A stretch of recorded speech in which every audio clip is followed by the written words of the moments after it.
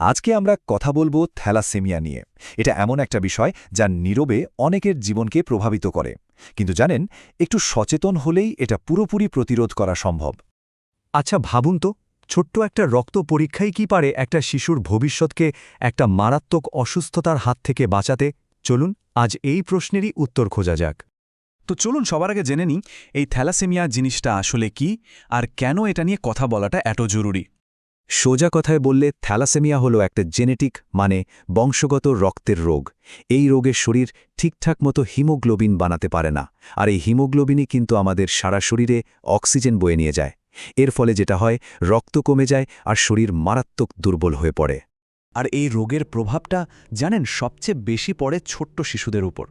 ওদের মুখ ফ্যাকাশে হয়ে যায়, সারাক্ষণ একটা ক্লান্তি ঘিরে ধরে, এমনকি শারীরিক বৃদ্ধিও ঠিকমতো হয় না। অনেক সময় পেট ফুলে ওঠার মতো লক্ষণও দেখা যায়। ওদের শৈশবটা সত্যিই খুব কঠিন হয়ে যায়।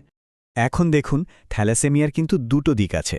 একটা হলো থ্যালাসেমিয়া মাইনর, যেখানে একজন ব্যক্তি এই রোগের বাহক বা ক্যারিয়ার হন। মজার ব্যাপার হলো, তাদের নিজেদের শরীরে তেমন কোনো সমস্যাই থাকে না। তারা হয়তো জানতেই পারেন না যে তাদের মধ্যে এই জিনটা আছে। আর অন্যদিকে আছে থ্যালাসেমিয়া মেজর, যেটা খুবই গুরুত্বপূর্ণ একটা অবস্থা। এক্ষেত্রে ছোটবেলা থেকেই রোগের লক্ষণগুলো স্পষ্ট হতে শুরু করে, আর রোগীকে সারা জীবন ধরে অন্যের রক্ত নিয়ে বেঁচে থাকতে হয়। কিন্তু প্রশ্ন হলো, এই রোগটা ছড়ায় কিভাবে? কিভাবে এটা এক প্রজন্ম থেকে পরের প্রজন্মে যায়? চলুন এর পেছনের বিজ্ঞানটা একটু সহজ করে বুঝি। অনেকেরই ধারণা এটা হয়তো ছোঁয়াচে কোনো রোগ, কিন্তু সত্যিটা কি তাই? না, এর উত্তরটা লুকিয়ে আছে আমাদের জিনের ভেতরে, আমাদের বংশগতির গল্পে। এখানে একটা ব্যাপার খুব পরিষ্কার করে বোঝা দরকার। একটা শিশুর থ্যালাসেমিয়া মেজর হওয়ার ঝুঁকি কিন্তু তখনই তৈরি হয় যখন তার বাবা এবং মা দুজনেই এই রোগের বাহক হন। যদি দুজনের মধ্যে শুধু একজন বাহক হন, তাহলে কিন্তু এই ভয়াবহ ঝুঁকিটা থাকে না। তাহলে দুটো কথা একদম মাথায় গেঁথে নিতে হবে। এক, এটা কোনো ছোঁয়াচে রোগ নয়, হাঁচি, কাশি বা স্পর্শের মাধ্যমে এটা ছড়ায় না। আর দুই, এটা পুরোপুরি একটা বংশগত রোগ, যা শুধুমাত্র বাবা মায়ের থেকে সন্তানের শরীরে আসে। আচ্ছা, আমরা তো সমস্যাটা বুঝলাম, কিন্তু এখন সবচেয়ে জরুরি প্রশ্নটা হলো, এর থেকে বাঁচার উপায় কি? আমাদের করণীয়তাই বা কি? সমাধানটা কিন্তু খুব কঠিন কিছু নয়, মাত্র 4টে সহজ ধাপ। প্রথমত, বিয়ের আগে রক্ত পরীক্ষা করা। দ্বিতীয়ত, জেনেটিক কাউন্সেলিংয়ের সাহায্য নেওয়া। তৃতীয়ত, গর্ভাবস্থায় দরকারি পরীক্ষাগুলো করানো। আর সবশেষে, যা সবচেয়ে জরুরি, তা হলো এই বিষয়টা নিয়ে সবার মধ্যে সচেতনতা ছড়িয়ে দেওয়া। আর এই প্রতিরোধের সবচেয়ে বড় হাতিয়ার হল খুব সাধারণ একটা রক্ত পরীক্ষা।